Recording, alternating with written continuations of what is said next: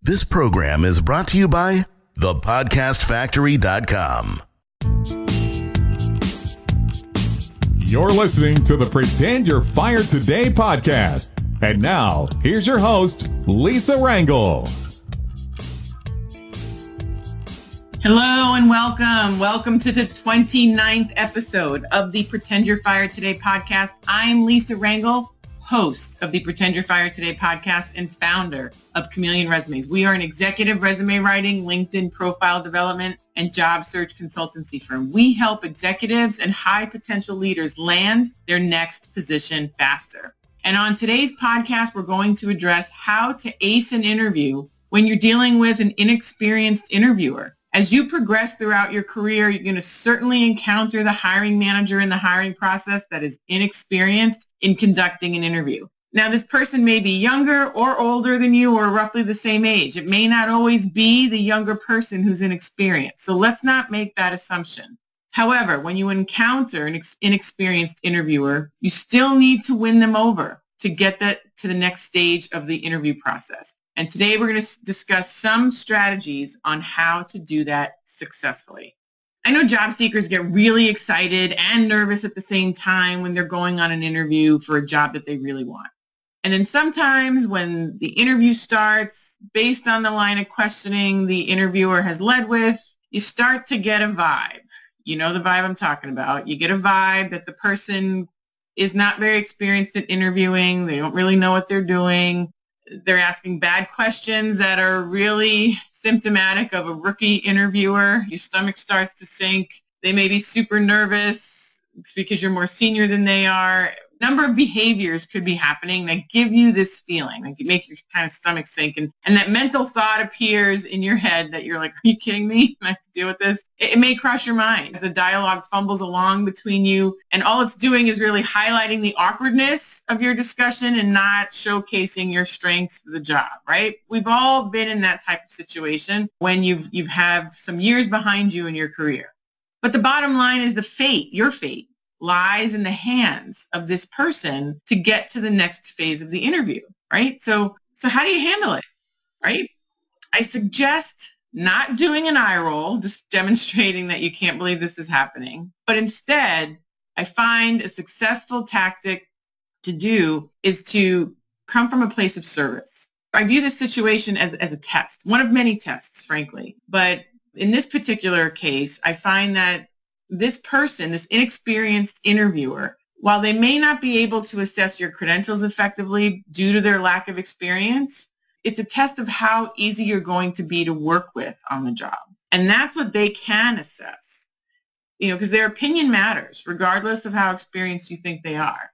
And it's a test of how well you're going to get along with people at the organization, particularly when you're more experienced, if there are more people that are inexperienced than you at the organization that you're interviewing with. So this is a test. It's always a test. So don't make their job harder. Come from a place of service. If they're terrible at asking the right questions, I suggest bleed into your answers the information that they should be asking for to help them along.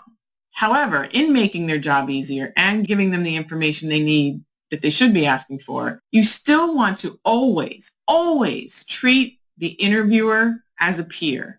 Treat them with respect, period. End of story. Do not treat them condescendingly. Do not treat them like that they're your teenage child. Do not remind them that you know more and you may have a better perspective of your experience. Now, I'm not saying to not be who you are, but the key is to be humble and treat them like a peer. In treating them like a peer on equal footing, you have knowledge they don't know, but they also have knowledge that you don't know. You can take the time to ask them what they're looking for in the role. Ask them what they're prioritizing in assessing you during the conversation, and then be able to reply with answers, with examples. So this way you're showing that what they think matters to you because you're addressing it. The key is not to reposition your answer to reflect what you think should be most important. You need to address what they think is most important. Now, again, I'm not saying to be a doormat or not be who you are or to dumb down your experience. I'm not saying that at all. But just don't assume your perspective is always right simply because it's the most experienced. Inexperienced people, and you may, if you want to even come back to a time when you were that inexperienced person, just remember when somebody was trying to talk over you or tell you subtly and not so subtly that you don't know better because you don't have the experience. So just remember, put yourself back in that inexperienced person's shoes, and then just come from a place of service, come from a place of equality, come from a place of being a peer. And don't assume because you are more experienced that you're always right. Ask the interviewer why they value what they value.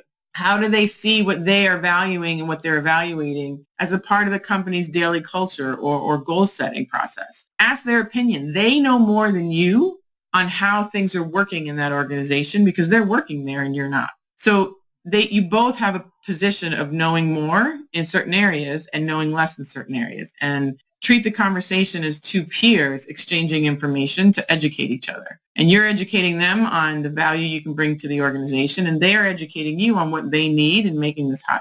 So when asking their opinion, I also suggest working in questions that help you learn about them. So you can also not only just show interest in the job, but show interest in them, show interest in the person interviewing you. Ask them why they chose this company to work for. What behaviors do they see working for the people who are succeeding in the company versus the people who don't succeed in the company? Because you value their perspective, because they work there and you don't yet. And lastly, I reiterate this point of coming from a place of service. If you come from a place of know-it-all lecturing blowhard, you won't advance, no matter how qualified you are.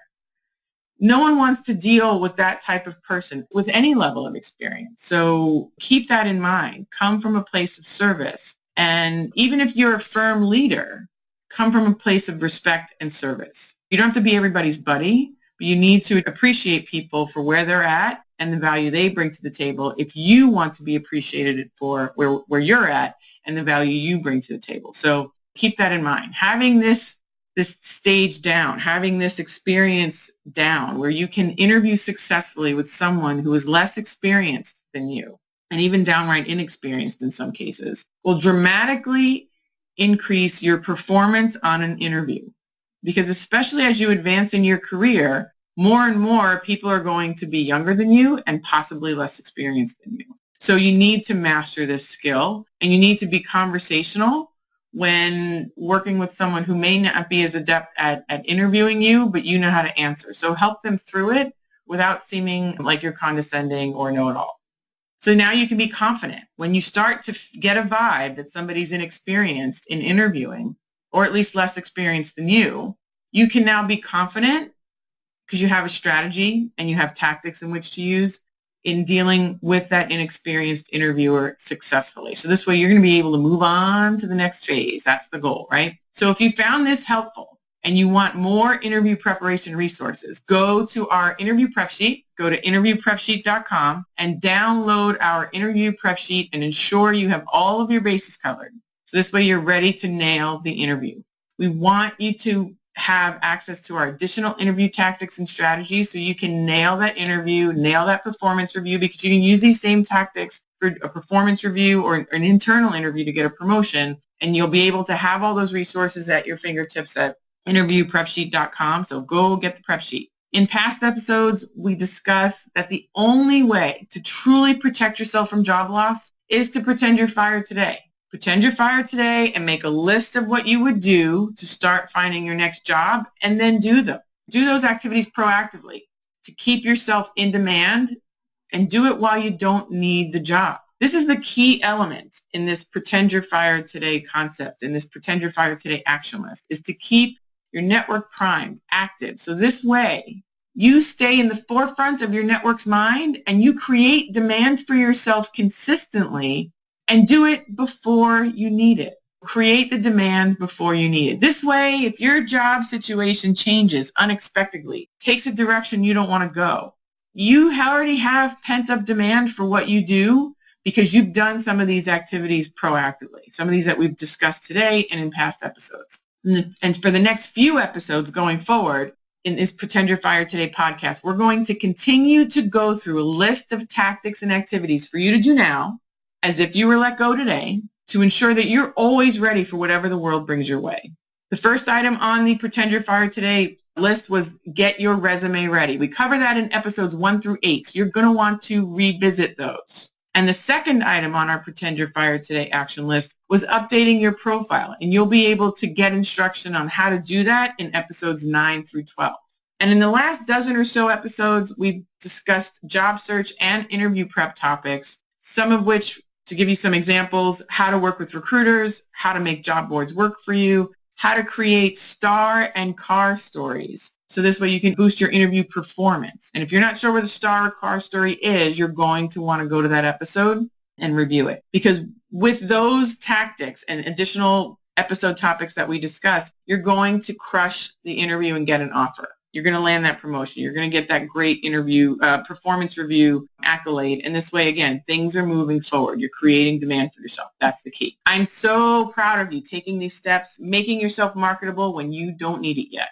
It's so smart. Most people wait and stick their head in the sand and don't do this stuff. And then bam, things change and they're scrambling because of that unexpected job change. They're scrambling to learn this stuff and try to land a new job while learning it at all the same time. And it's so stressful. So kudos to you. You really don't know how huge it is. It's awesome. Like, give yourself a serious pat on the back that you are learning this and doing some of these steps before you need it. It's huge, huge, huge, huge. My friend saved me with her priceless advice of pretend you're fired today, make a list of activities, and start doing them little by little while you're working. I mean, I'm so grateful to know that at that time. And I'm paying it forward with you. I'm asking you to pay it forward as well and share this podcast with anyone you know at the executive or rising professional level who you feel would benefit from this build it before you need it advice. Doing the preparation suggestion in this episode as well as prior episodes will help you interview confidently. It will help you get things ready before you need it.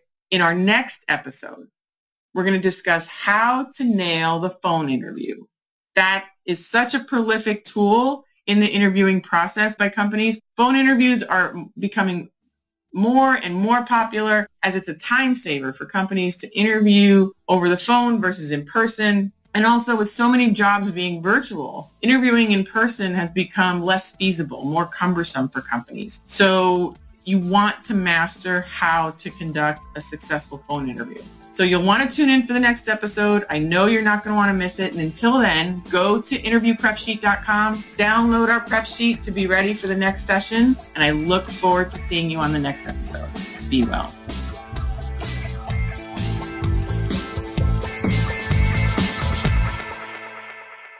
This is thepodcastfactory.com.